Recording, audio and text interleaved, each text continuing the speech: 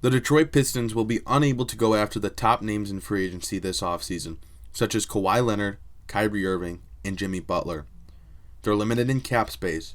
However, they have holes to fill on the roster.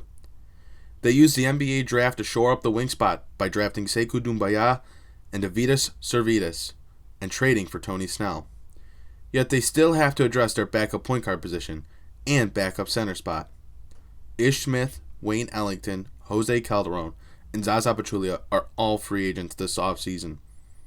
Smith is a key loss for the Pistons after serving as both their backup and emergency starting point guard through a 3-year deal. There is a chance Detroit re-signs him still, but in this video, we will be focusing on players Detroit could bring in, not retain. Pachulia, although he was not too impressive in his 1-year tenure with the Pistons, is still a void to fill considering he appeared in 68 games and played about 900 minutes throughout the season. Ellington will be replaced by a plethora of shooting guards on Detroit's roster. First up is the loftiest hope for the Pistons, Patrick Beverley.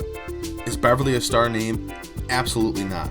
But while we know him for his feisty and uber-competitive play, most don't know that he's also a very good basketball player.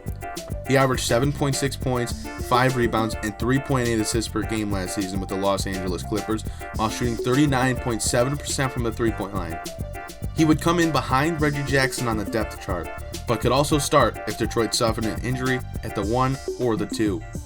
He's been named to the All-NBA defensive team twice throughout his career, and his toughness and mentality would fit hand in glove with Blake Griffin.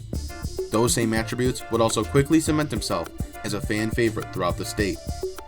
Paying for his services, however, will be the challenge.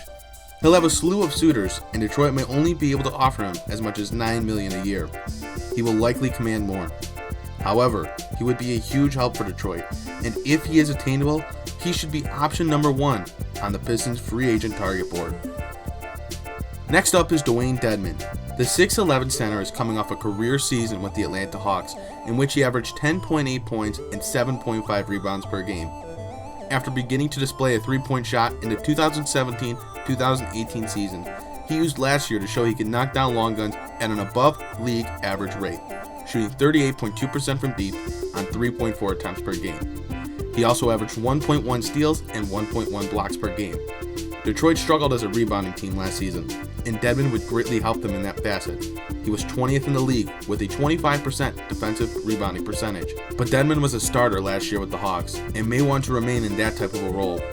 Detroit will stand firm with Andre Drummond starting, which means Dedmon would have to come off the bench, but he would be an ideal fit and would allow Detroit to not have to burden Drummond with as large of a role as he did have last season, which may have led to some of his shortcomings in the first half of the year.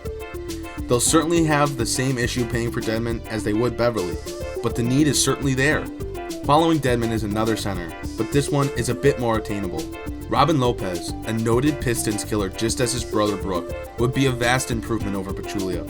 The 31-year-old averaged 9.5 points and 3.9 rebounds per game last season, but with Wendell Carter, Lauri Markkanen, and rookie center Daniel Gafford, the Bulls really don't need Lopez, and he should hit the open market in search of a new team. He's not a floor spacer, but he finishes around the rim and fits in Detroit's offensive system. On the other end, he is an effective rebounder and demonstrative shot blocker. Price-wise, Lopez could command around $6 million, a cheaper price than Dedmon at perhaps the least important position in the league. He would provide value on the court, but would also bring veteran leadership to the team. His no-nonsense attitude, like Beverley and Dedmon, would fit with the team and city. Moving back to point guard brings us to Corey Joseph. The quintessential backup point guard is actually very comparable to Patrick Beverley. He is an elite defender, competitor, and good distributor. However, he is not the same level of shooter, and his percentage from beyond the arc last season is rather worrisome.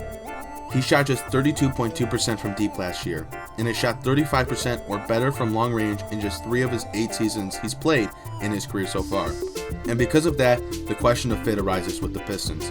Their bench next season could consist of Bruce Brown, Sekou Doumbouya, Thon Maker, and for example, Robin Lopez. That is not a noted group of marksmen, and placing him in an all-bench lineup like that would be disastrous. But if Detroit adds a stretch 4 or 5, and perhaps Kyrie Thomas finds himself in the rotation, then Joseph could be plugged in and be a fit. Finally, the last player to hit on is Jeff Green. A little older, Green is now primarily a power forward at this point in his career, but has transitioned to even playing some small ball center. He's a good scorer, solid rebounder, and averaged more assists per game last season since his second year in the league. He shot 34.4% from deep last season, which isn't a great mark, but adequate enough. Green is almost 33 years old and may try to secure a multi-year deal to lock in a little more money over a greater period of time. The Pistons may want to stray away from him if that is the case. With that being said, those are the 5 most realistic free agent options for the Pistons come 6 p.m. on June 30th. If you enjoyed this content, please consider liking the video and subscribing to the channel for more content just like this.